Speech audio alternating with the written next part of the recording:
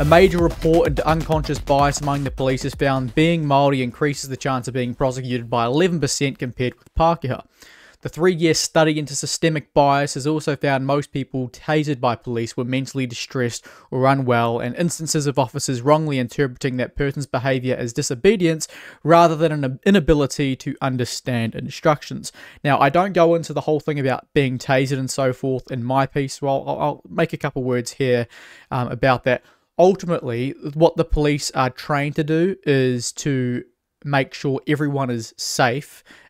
Least emphasis being on the offender, and given tasering is considered, reasonable practice with respect to subduing an offender, it's not like they're actively trying to kill the individual. So, I mean, you can understand from the police's perspective that they see someone that is consistent with them not cooperating, putting others and even themselves at risk. Often tasering is what they deem the best practice. Now, having read this already, should there be steps in place to try and change how they deal with things in certain situations so that they don't have to have so much reliance on tasers? 100%.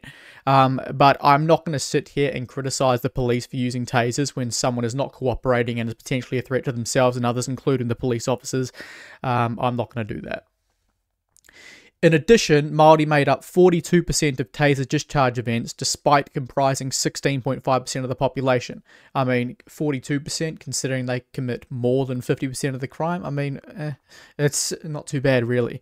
The investigation gave researchers for the first time unrestricted access to police systems, complaints, meetings, minutes, and documents.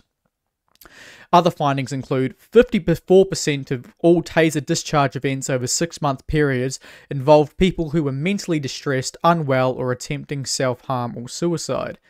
Being Māori increased the likelihood of prosecution by 11% compared to Pākehā for the same offence. That's what I go into in my comments on X. Māori were overrepresented in taser events, complaints of racism or racial profiling. Being in a gang, an associate, or having prior convictions significantly increased likelihood of prosecution. Panel has significant concerns over new police tasers, known as Taser 10. 4 people staying at a mental health facilities and 3 emotionally distressed young people between 14 and 17 were tasered during the report time period. 5 children were laser painted, meaning the taser's laser was shown on their bodies by police. Illegal photographing of rangatahi, police more focused on ensuring practice was within the law rather than the effect of practice on the public trust and confidence. I mean, to be fair, if they are photographing people in accordance with the law, I don't really give a shit what the public trust and confidence is. There is a lot of shtick that the police get right now that they cannot be trusted and all this sort of stuff, and I can 100% get behind that based on how they perform down in Wellington in particular. Their performance down in Wellington was abysmal. The fact that even they've come to my house over the stupidest things. So, for example, a couple years ago, someone made some complaints on TikTok that, I shared hateful messaging just because I shared an opinion they don't like. And as such, the police decided they would come all the way to my house and talk to me about it, even though they admitted to me that I hadn't committed a crime, and more or less they just wanted the phone calls to stop. I believe the phone calls did stop, but the fact that I hadn't committed a crime in the first place, and that from what they could see, they couldn't find any evidence supporting the claims against me. It's like, why are you wasting your time? So there are some very real criticisms of the police with respect to trust and all that. But for me personally, photographing people in high crime neighborhoods, people who look sketchy, people who fit the demographic of those who are most likely to be committing crimes, I've got absolutely no problem with it personally. That's good police work. The panel chaired by esteemed legal experts, Sir Kim Workman and Professor Kylie Quince. So basically, they're rolling out the activists that are hiding behind being experts, so to speak, as justification for pushing whatever narrative they want. But anyways, revealed systemic bias and racial profiling within policing perseveres, partly due to gaps in police training. So of course it's just all the police's fault. All of this racial profiling and systemic bias is all on the police. That's the only real cause for these disparities that we're seeing. The first tranche of documents, including 7 reports, was released today and includes 40 wide-ranging recommendations. Quince, who is Dean of AUT's Law School, anyone actually wonder why I didn't last more than a few weeks at AUT's Law School? There you go. Told the Herald Police's leadership would absolutely accept systemic bias and racial profiling occurred, as detailed in the report. But the big question was how they would act and whether or not it would land. It's no secret that as a whole, Māori community doesn't have high levels of trust and confidence in the police, but what they do want is equity and fairness. The study, named Understanding Policing Delivery, UPD, was commissioned by Police Commissioner Andrew Costa in 2020 during a time when police globally faced intense scrutiny following the killing of George Floyd and the Black Lives Matter movement, something which I've publicly stated George Floyd was not murdered, but whatever. So anyway, pretty shocking taser rates for mentally unwell people. Researchers reviewed 6 months of taser data, including footage of the events. 54% of taser discharge events involved people experiencing mental distress and who were mentally unwell and were attempting self-harm or suicide. Hey, as far as I'm concerned, if the difference between me dying is a taser in the, in my abdomen, fine by me. I don't care. Go for it. If seriously the difference between the police going to someone and them being a risk to their own life, and the difference is either allow that risk to be maintained or they get tasered, who on earth is criticizing the police for tasering them? As far as I'm concerned, they're doing them a service. Most people involved in taser discharge events by police were mentally distressed or unwell, according to the groundbreaking study covering the officers' use of controversial weapon over a 6-month period. The interesting thing about this is we also look at the prison statistics, and if we actually look at what people in prison, for example, are classified as with respect to mental illness and all that, a good chunk of them are regarded as having some form of mental illness or incapacitation, which more or less means that everyone that the police get involved with will be in some form of either mental or psychological distress of some sort, be that induced by drugs, alcohol, or just naturally. The taser reports indicated a belief among police that those clearly experiencing distress were non-compliant rather than unwell or unable to follow instruction. If you are unable to follow instruction and unwell, then you are not being compliant. Whether or not you're being uncompliant on purpose is irrelevant. In some instances, multiple officers issued commands at the same time, often confusing the person involved. Now, this is fair. When multiple officers say different things at once, it can be extremely frustrating. You can see it on particularly the body cams of officers in the US in particular. Often they'll be giving different calls at the same time. It's like, what the hell do you want the guy to do? And sometimes they don't care about what your answers. For example, they might be knocking at your door and you say, it's impossible for me to open this door. Fortunately, you're behind a door, so they can't really do anything about it. But I'm behind this door. I'm unable to open it. I'm going to come around the back. And usually it works out, at least in New Zealand, that's more likely to work out in your favour because there's not really the reliance on guns that you might see elsewhere in the US, for example. But yeah, obviously sometimes the police don't care about your answer. They want you to do exactly what they say, even if it's not practical, and obviously they're not aware of the impracticalities of certain things. And you add that on top of sometimes multiple officers saying different things, it can be a bit of a cluster. Nonetheless, generally speaking, that's just one of those things that happens when multiple people are trying to deal with a situation and they go about it in their slightly different ways. Police appeared to be unwilling to approach individuals they perceived to be unwell and reported this in the narratives, preferring to maintain distance and deploy a taser. And that's fair enough. People who are unwell are unpredictable. And some people, if you're not 100% certain with how to address a particular person in a particular mindset, it's safer to keep your distance and try and subdue them and allow the professionals to deal with it later. Again, I'm not going to be too critical of police with tasers in instances like this. Now, of course, there are other situations, for example, protests, where use of force of that nature is just beyond me. But in this instance, I'm not particularly critical. In some instances, urgency to gain control of a situation with a mentally unwell person appeared to influence decision making. It appeared discharging a taser was seen as the quickest and most efficient way of gaining compliance. And camera footage of events indicated not all police have the skills to appropriately respond, manage, or de-escalate a mental health crisis using appropriate humanistic tactics. I'm not sure what you mean by humanistic tactics. I mean, it's pretty hard to reason with people who are unwell, if I'm completely honest with you. Quint said the proportion of taser events involving mentally distressed people was pretty shocking, but police had been saying for some time they did not want to be the agency responding to such events. And that's fair. The police are there for law and order and keeping people safe, but there's also only so much that they are skilled in. There's only so much that they themselves are trained to deal with regularly. There are people who are obviously much more, even within the police force that are actually trained to deal with certain things, but it's not like your average beat cop, is it? The panel's recommendations include asking for a cross-government response to such events from healthcare, welfare, and other agencies rather than the police. So Sir Kim Workman says work needed on Māori police relationship. Māori are overrepresented at every stage of the justice system, and the study shows the long-known disparities in the experiences of Māori in policing and the justice system continue today. Again, they like to talk about the disparities in the relation to policing and trying to push that disparity on policing as if it's the police's fault for these disparities. Māori were 11% more likely to be prosecuted than Pākehā for the same offence, and Māori made 38%, the highest proportion for an ethnicity, of complaints of racism or racial profiling. For complaints about the use of force, the report found the level of force described tended to be more serious for Māori and Pacific people. Now, this is another thing, the specific section with relation to force is something I also didn't cover in my X post.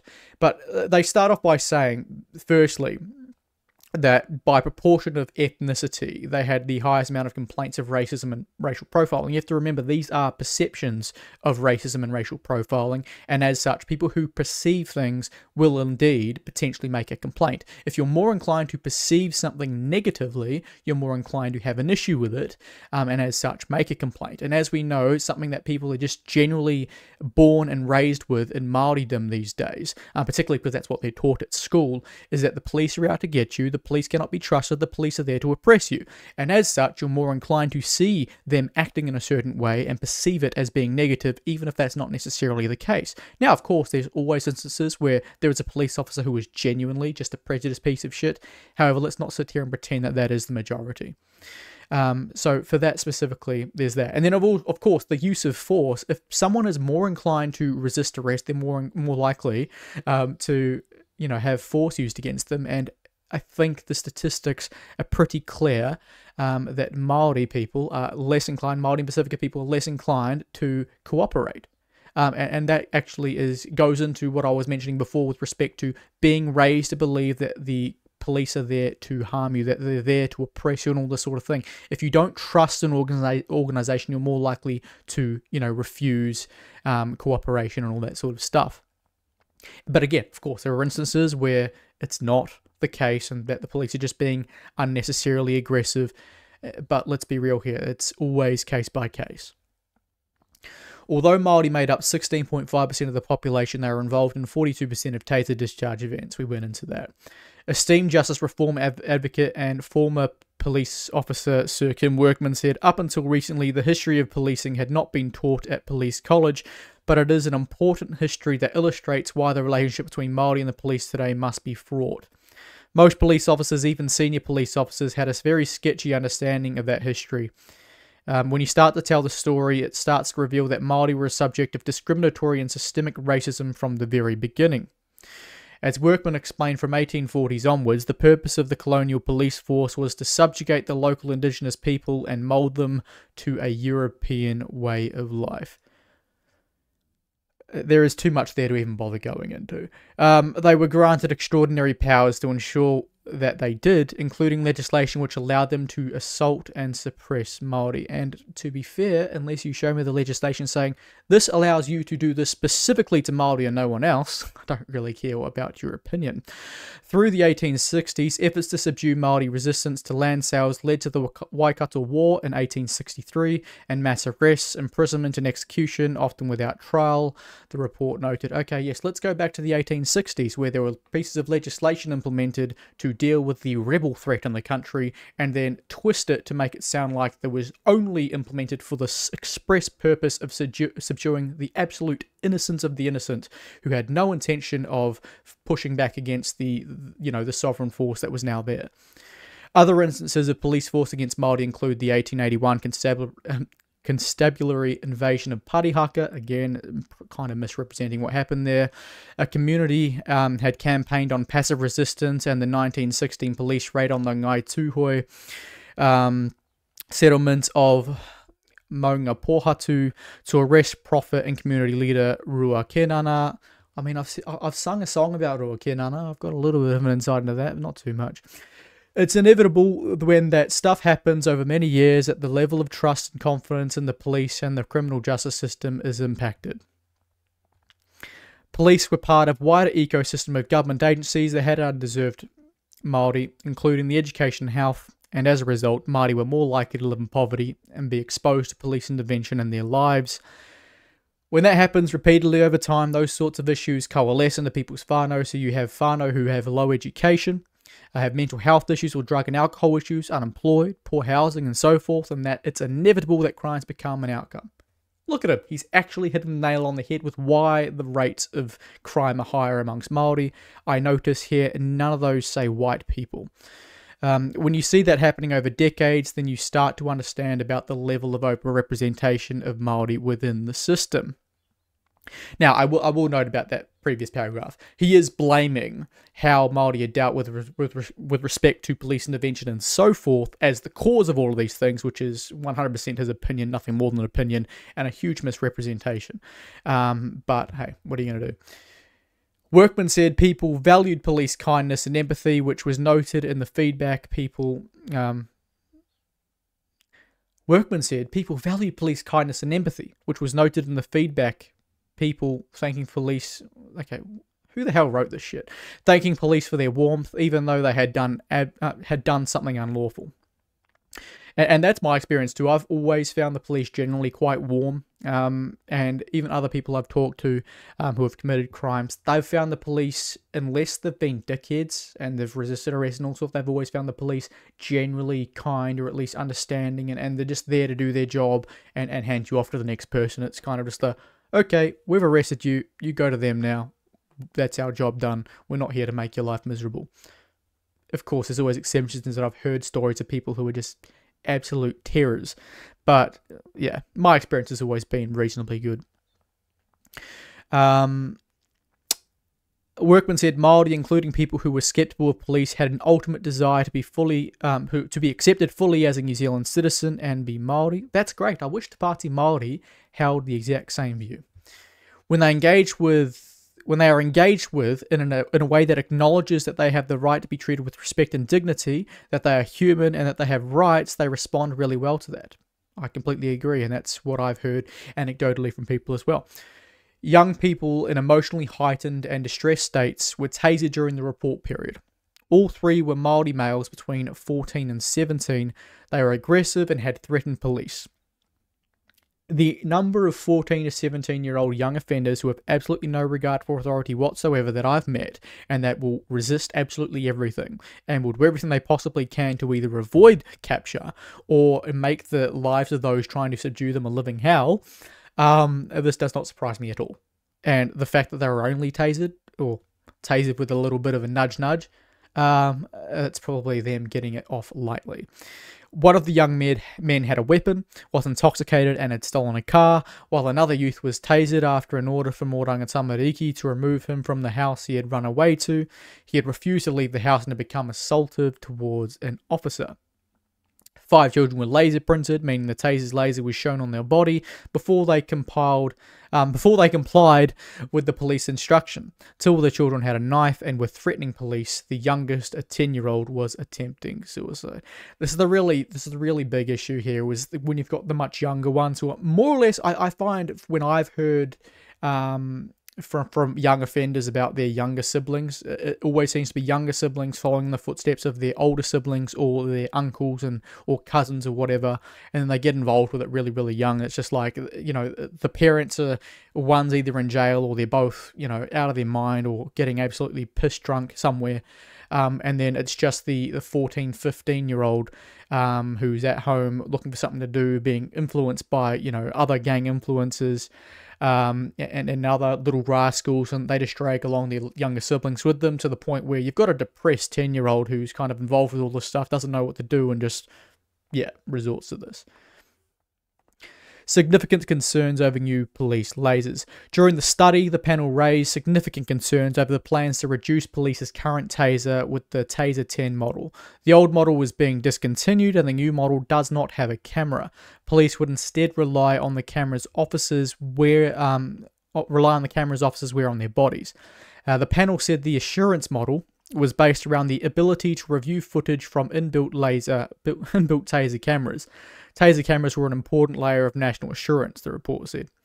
16 internal police complaints. Researchers were given access to complaints filed against police during a 3-month period.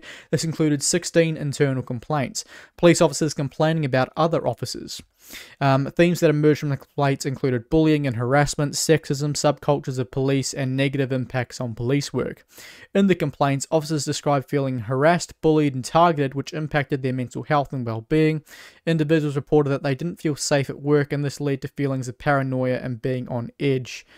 Now, I have heard, from people, and not directly to me, but through other channels, that there is quite a issue with culture in the police force. There are different subsections. Some are very pro dealing with things one way, others another way. There is quite a bit of bullying that goes on, a bit of vice versa. There's also a lot of displeasure with the higher-ups, for example, the likes of Andrew Coster, and kind of the way in which he views policing and all that sort of stuff. Of course, this is all purely anecdotal, but I can definitely see why there would be complaints filed against each other with respect to the things mentioned there. Finally, it ends off with the police photographing children. In 2020, it was revealed that police officers had been stopping and illegally photographing Māori youth, prompting the Independent Police Conduct Authority and the Privacy Commission to launch an investigation. The report noted, "We reluctantly came to the view that police focus was on ensuring that it could take photographs within the law without also considering the effect of police practice on public trust and confidence." Workman, the channel chairman, said some of the panel's recommendations around photographing rangatahi had not yet been responded to, describing the issue as unresolved. Public lap-up police kindness, empathy, and just under a quarter of the feedback received during reporting period was praised, often where officers were seen to go the extra mile to help people. Just a little bit of advice there'd be, if you're going to have another heading, at least make it obviously a heading, like goodness sake. This included officers responding to mental health situations, including one instance where fantastic officers convinced a woman's flatmate who was attempting suicide to seek help at the hospital despite the ambulance not helping. I mean, the ambulance not helping, story of my life. They went above and beyond their duty, and I believe they are the reason my roommate is alive. And actually, quickly back to ambulance not helping. My mum's literally a paramedic, so I don't mean it like that. But I mean, whenever, the last 2 occasions I've needed an ambulance for something, I've not got one. Instead, they've said, after about 2 or 3 hours, "Would you like us to get you a taxi to the nearest urgent care clinic?" I'm like, yeah, thanks for that. But yes, back on topic, we'll finish again. They went above and beyond their duty, and I believe they are the reason my roommate is alive. And I think that really epitomizes what the average police officer is. Only there to do their job and improve the lives of those in the community. Often, they're instructed to do things that we really do find shameful as a nation, and I think back to the Parliament protest in 2022 as an example of that. But yeah, I think it's good that they ended it on this, because I find, and you'll see with my response on X, that they are scapegoating police and blaming them for what we're seeing as a disproportionate impact on Māori.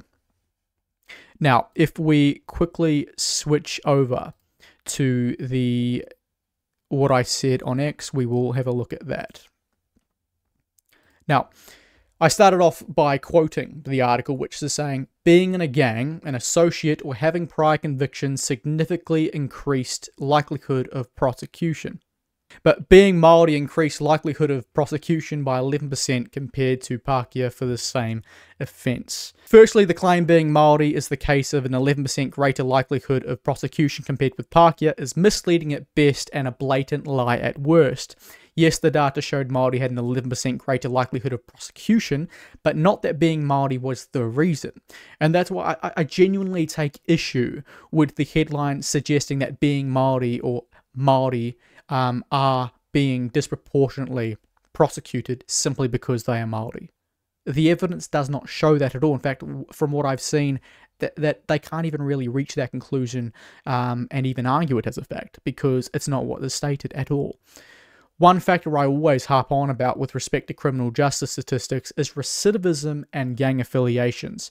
There is a very important reason for this, and it plays a huge role in outcomes for offenders, particularly Māori. Why? Because Māori are overrepresented in both. At the top of the thread, I quoted that being gang affiliated and or having prior convictions significantly increased the likelihood of prosecution. And so keep this in mind for the rest of the thread. Not only do Māori commit a disproportionate number of crimes, they have the highest recidivism rate of any other ethnic group. This means the likelihood of Māori offender having prior convictions is greater than it is for Pākehā. And for those wondering, by Pākehā I mean Europeans. I'm just using the language that they're using in the article and the report. So, additionally, Māori are overrepresented in gang membership, with an estimated 75% of known gang members being of Māori descent. Both the overrepresentation in recidivism and gang membership means Māori have a significantly higher likelihood of prosecution than Pākehā. These are merely two of the many different factors which impact Māori statistics in our criminal justice system, and on their own they may leave a huge dent in the narrative the 3-year investigation was trying to tell. Pushing the belief that Māori are not at fault for being overrepresented in the criminal justice system, but it is in fact unconscious bias by our police and courts, is inherently harmful. It teaches younger generations of Māori that the police are out to get them, decreasing the likelihood of compliance and resulting in greater prevalence of other negative outcomes listed in the article, for example, the use of force and so forth. It also gaslights our police force, blaming them for outcomes of an entire ethnic group, irrespective of what role they've actually played. This tells officers, or those aspiring to be officers, that your intentions don't matter. If Māori are overrepresented, it is your fault.